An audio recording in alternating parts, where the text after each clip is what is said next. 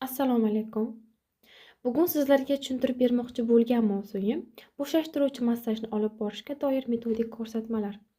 Bo'shashtiruvchi massaj bu mushaklarni bo'shashtirish, qon aylanishini yaxshilash hamda umumiy farovonlikni oshirishga qaratilgan usuldir. Ushbu massaj stressni kamaytiradi, asab sistemasini yanada tinchlantiradi. Bo'shashtiruvchi massajni samarali o'tkazish uchun metodik ko'rsatmalarga rioya qilish muhim. Bo'shashtiruvchi massajning maqsad hamda vazifalari. Bo'shashtiruvchi massajning maqsadi mushaklarni bo'shashtirish, qon aylanishini yaxshilash, stressni kamaytirish hamda umumiy farovonlikni yanada oshirish. Vazifalari esa mushaklarning tonusini kamaytirish, asab sistemasini tinchlantirish va uni yanada yaxshilash. Massaj o'tkazish joyi, ya'ni atrof muhit tinch, yorug' va havo almashinuvi yaxshi bo'lgan xonada qilinishi kerak. Xonada yengil musiqa hamda yoqimli hidlar bo'lishi massajning yanada samaradorligini oshiradi. Ammo musiqa bo'lmasligi bu massaj qilinuvchi shaxsning, ya'ni mijozning xohishiga qarab qilinadi. Jihozlar, massaj stoli yoki qulay yotish joyi, sochiqlar, yog'lar bo'lishi kerak. Agar massaj yotilgan holatda qilinsa, bunda mijozning ustiga yopinchiq ham bo'lishi kerak. Massajni boshlashdan oldin qo'llarni yuvish ozoda hamda quruq bo'lishi kerak.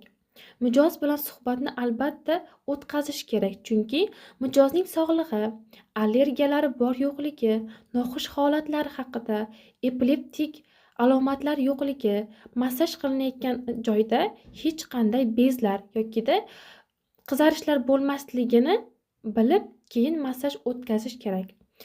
Hamda mijozning istaklari ham hisobga olinishi zarur bo'ladi.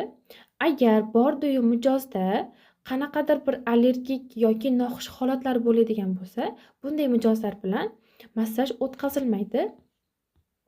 Massaj usullari. Massaj usullari bir nechta bo'lib, bulardan yumshoq hamda sekin harakatlar bilan silash. Bu usulni massajni boshlash va tugatishda qo'llash yaxshi samarali usul hisoblanadi. Keyingi usulimiz mushaklarni siqish, aylantirish harakatlari. Bu usul mushaklarni yanada tonusini kamaytiradi. Keyingi usulimiz bu yengil urish, chayqalish yoki tepish harakatlari. Bu usul qon aylanishini yaxshilaydi. Keyingi usulimiz qismlarga doimiy bosim o'tkazish, doimiy aylantirish harakatlari. Bu usul chuqur mushaklarni bo'shashtirishga yordam beradi. Keyingi usul vibratsiya usuli, ya'ni qisqa tebratish harakatlari bilan vibratsiya beriladi. Bu usul mushaklarni bo'shashtirish va asab sistemasini tinchlantirishda foydalidir. Ammo vibratsiya hamma massaj usulida ham qo'llanilavermaydi, ya'ni logonevrozi bo'lgan bolalarda bu usul samarali usul hisoblanmaydi, ya'ni vibratsiya usulidan foydalanmaymiz.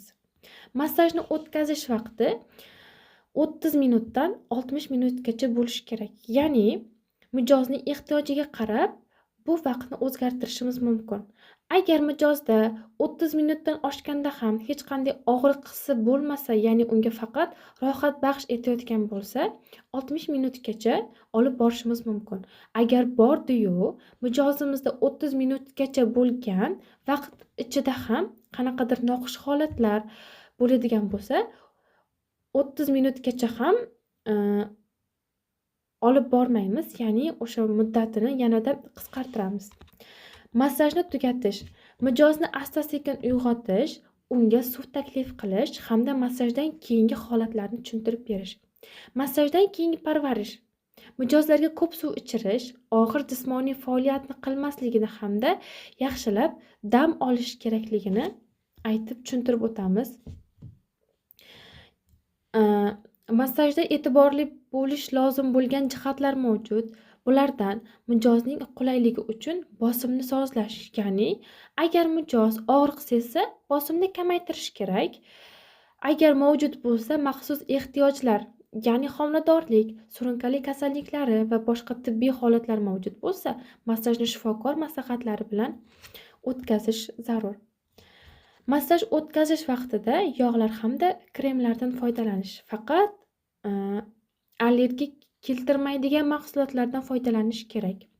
Bo'shashtiruvchi massajni o'tkazishda metodik ko'rsatmalarga rioya qilish mijozning farovonligini yanada oshiradi, ijobiy natijalarga erishishda muhim ahamiyatga ega. Sizlarga tushuntirib bermoqchi bo'lgan mavzu mana shundan iborat edi. E'tiboringiz uchun rahmat.